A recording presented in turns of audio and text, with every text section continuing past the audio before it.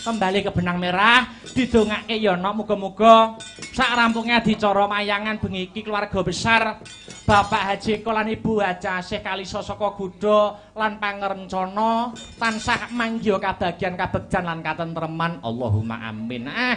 Ya kanggo pangbuka utawa mukadimah ana sisen limbukan aku kepengin ngumandhangi tembang ilir-ilir kanggo mukadimah ya kuwi karya besar Wali Songo Sunan Kalijaga sing biyen tembang iki dadi media dakwah ana ing bumi Nuswantara. Nggih. Tembang ilir-ilir go mengku teges kang becik makna kang apik. Ayo dikumandhangi buka saka Bunang Mas Irman monggo. Ya,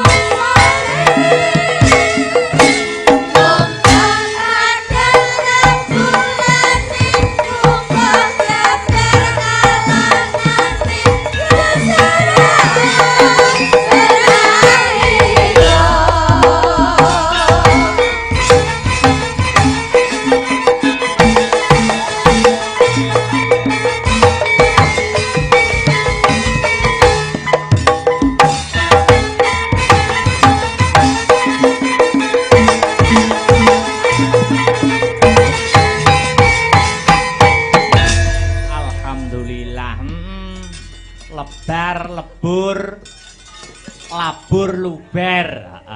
Luber kesabarane. Aku saiki wis sabar, Nduk. Ha iya. Sajeke aku nampa momongan ponakan ki lho. Aku rada sabar. Aku mbayangke piye? Sok nek masku sijine Mas Badar sing dalang kuwi, wis duwe anak terus aku duwe anak. Ya, mesti sombongan bapak mesti. Apa ya? Ketoke kok ngono lah. Anak dalange mesti kan enek rasa kumingsune no. Oh ngono. Mesti anake Mas Badar sok muni. Piye? Ngono to, dalang Nganjuk sapa sing dalang sing ceritane runtut, sastrane runtut nek ora bapak. Oh ngono. Kuwi anake Mas Badar. Sauri karo anakku. Ora iso. Zaman semono ya. Nganjuk ya. Wayangan sing paling ngepop iki wayangane papa. Waduh. Papa gitu. Limbuke ucil. Ris kantenono ris. Iya. Papa. Uga pengumuman kanggo warga masyarakat Nganjuk di bulan April tak umumne ya kuwi wara-wara pentas-pentase Astabrata sing ana Laladan Nganjuk dan sekitarnya. Oh ngono. Tanggal 17 Pak insyaallah aku karo kanca-kanca Astabrata main ana ing SMP Negeri 5. Oh, SMP Negeri 5. Pengumuman kanggo pecinta-pecinta seni dan budaya, bakul-bakul monggo mengais rezeki bebarengan. Ana SMP 5. Pak insyaallah bintang tamune Abah Kirun. Oh iya. Terus tanggal 30. Tanggal 30 ning di alun-alun Nganjuk. Wow. Dalam rangka HUT Hari Jadi Kabupaten Nganjuk. Oh ngono. Iya. Nek pengen nonton nyusul tanggal 1 monggo no. Oh ngono. Pentas spektakuler. Oh ngono. Bintang tamune Cak Komet karo Cak Dodok tanggal 1 lakone Parto Kromo ning ndi Sukorame Lamongan. Wow. Nonton wayang po minggat jadi. Nduk, piye iki saka kersane Bapak Haji kok dan Ibu Hajah apa asih didandani sik. Nah. Awake dhewe ngandani ning jero kotak kene. Awake dhewe sowan mrene ora ijen. Iya, Muga nganti para kadang bintang tamu sapa? Ya kuwi Mas Gareng saka Bojonegoro lan adiku Niken Salindri saka Tlatah Kediri. Oh ngono, ditanjake. Mbok cepet to, Mbok? Ya. Ayo Mas Gareng tak aturi luwih dhisik munggah ngancani aku omong-omongan sisan gawe halal bihalalan dhisik ning panggung. Ya, gandeng mau janjiane wirawiri. Ayo saiki Mas Gareng munggah disepoti aja dipleroki. Ya. Aja dipleroki. Ora apa-apa aku nyicil gawe dosane kok. Ya, aja dipleroki. Monggo Mas Gareng minggah wonten ing sasana budaya. Ayo.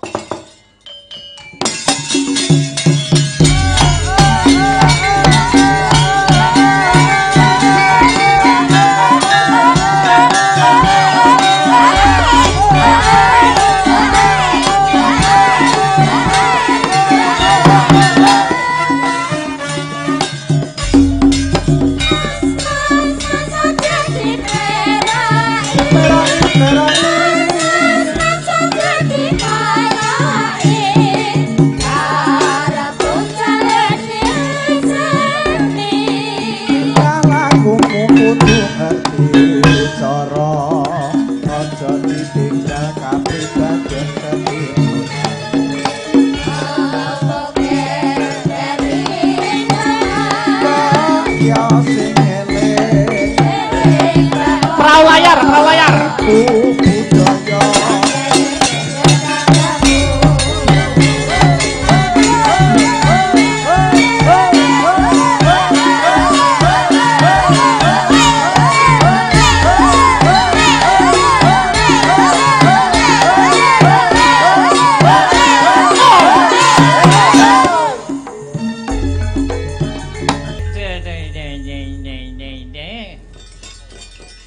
Selamat malam Mas Gareng Wilujeng Dalu good night Mas Gareng.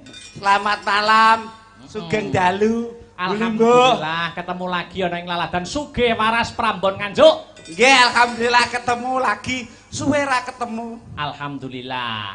Dalam rangka ulang tahun ya kuwi pernikahan ke-27 tahun Bapak Nggih. Haji Eko Kang Sarto Ibu Hajah Asih. Kula gumun, Bujang. Gumune ngopo, Mas?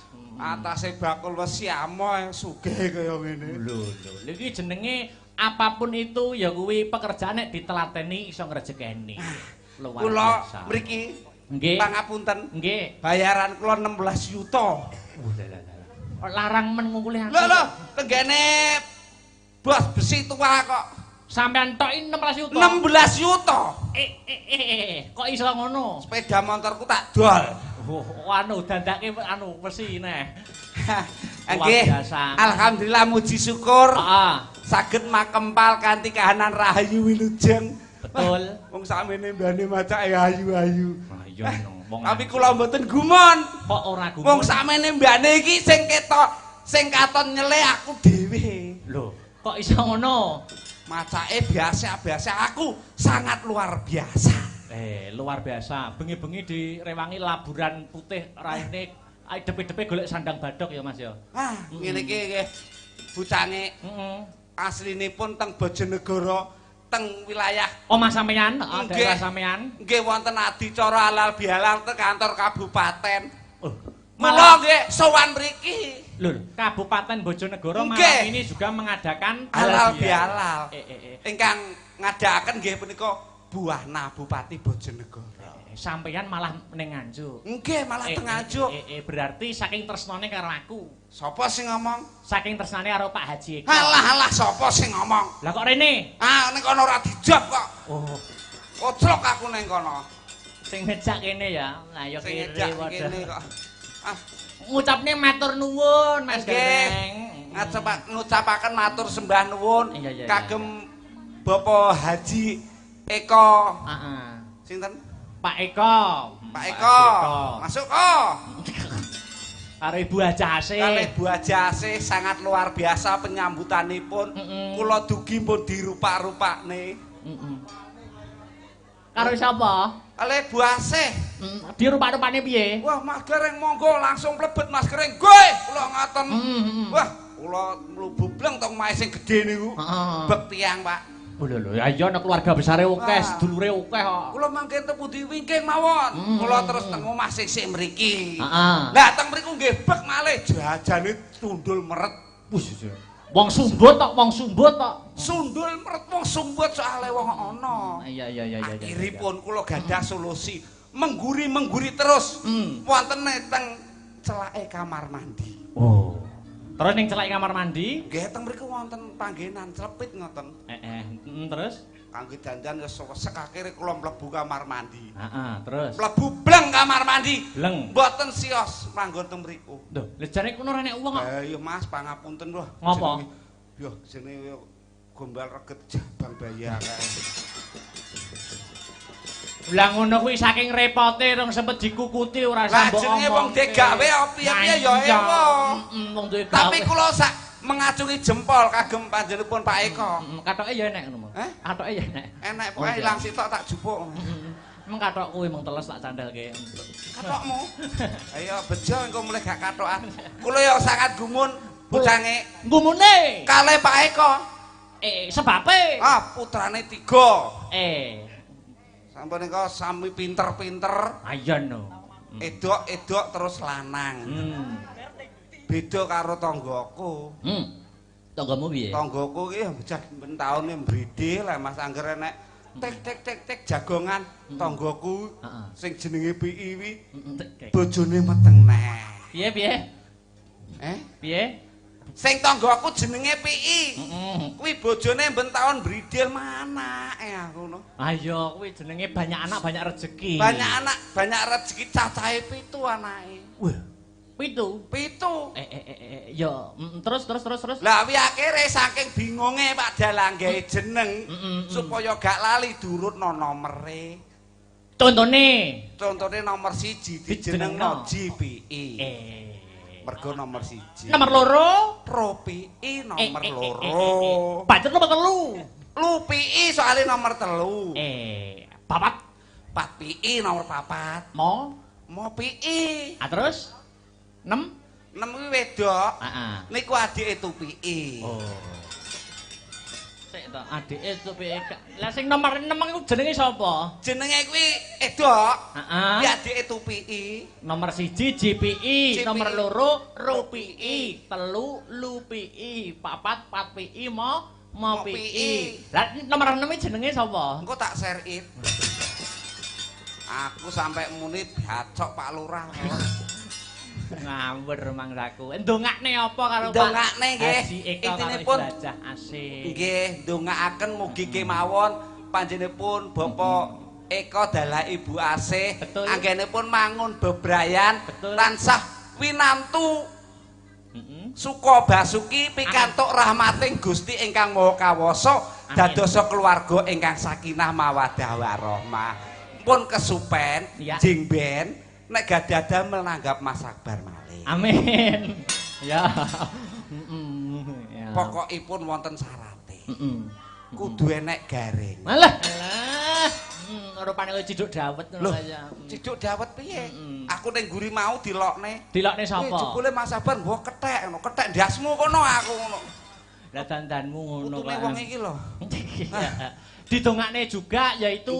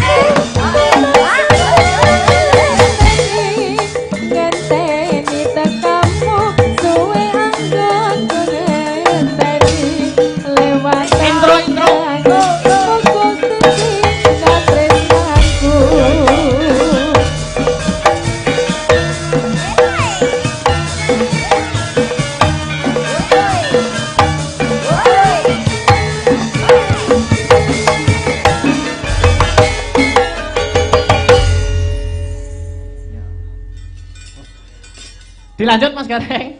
Wayah ambekanku pedhot. Oh iya, ora kena kudu semangat. Heeh. Diwalik slendro, sepatu slendro. Ngladeni sing pamintane slendro. Siap, nggih. Dek Sinta jumeneng. Sinta jumeneng kalih.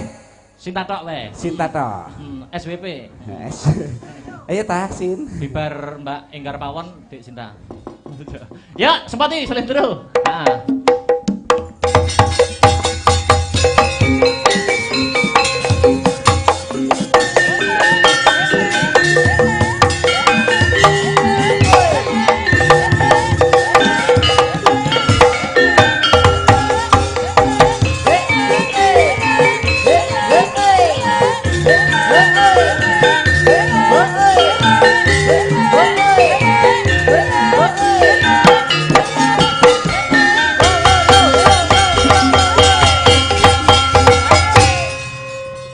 Selamat malam.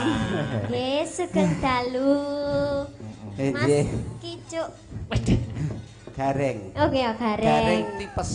Gareng tipes. Sing jenengno ya cah elek lor dhewe ireng iki.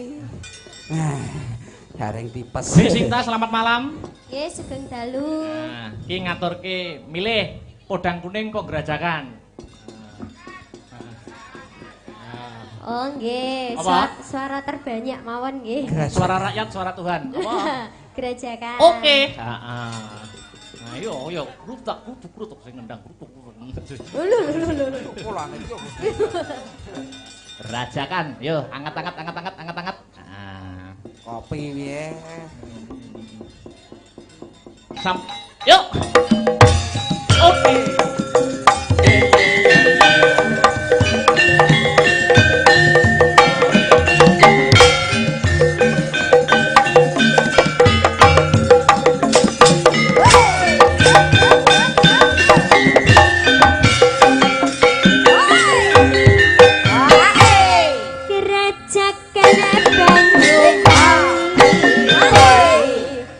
Raina bang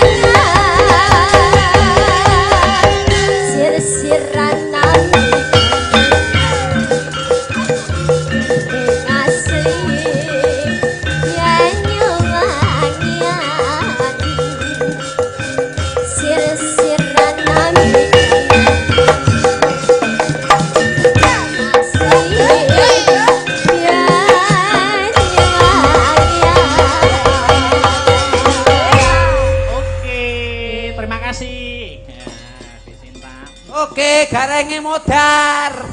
Sekali lagi, ben modar pisan. Dibalekne ning pelok. Heeh. Sepoti pelok terakhir Dik Niken Salindri lagi. Jomane siji 10 ngatasi yo Mas. Sawangane ya. Kembali ke Dik Niken. Ayo, Dok. Sepoti yo sing pelok yo. Hoi hoi. Hoi hoi.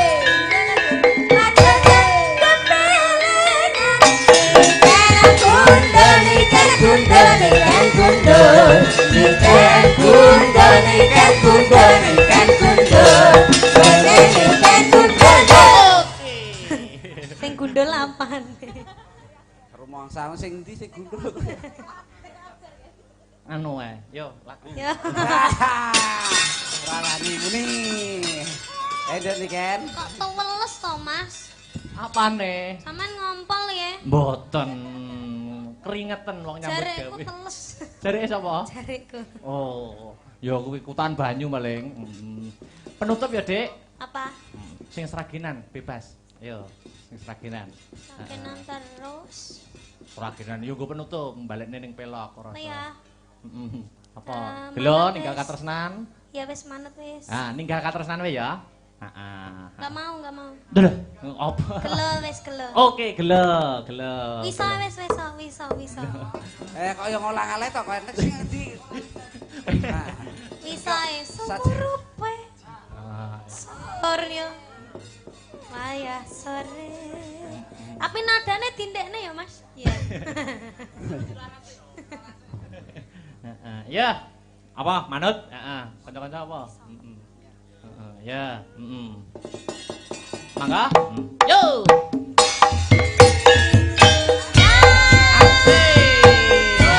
Bareng Asta Brata.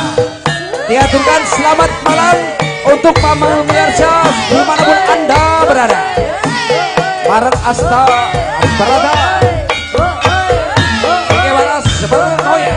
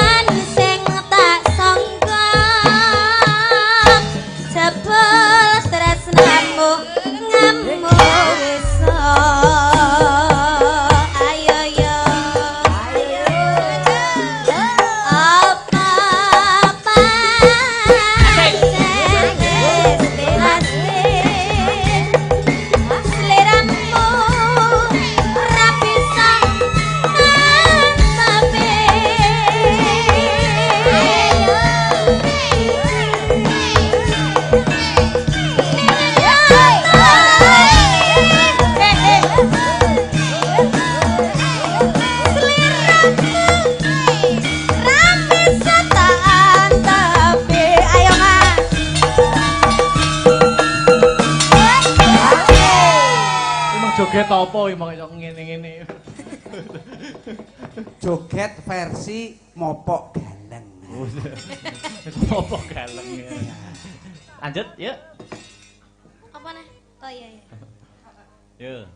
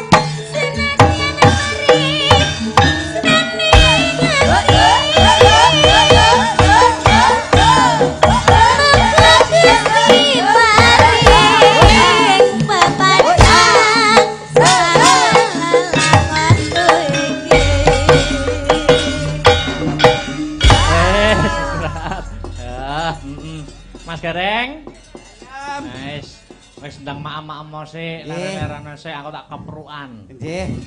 Monggo. Monggo. Mesake sing penikmat lakon. Ha. Mak, piye? Cawe sesaji nderek ingkang sinuwun. Heeh. Pelok, Mbah. Iya.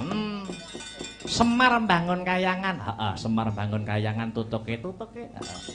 Allah Allah Allah Allah moho aku Allah Allah Allah kang moho aku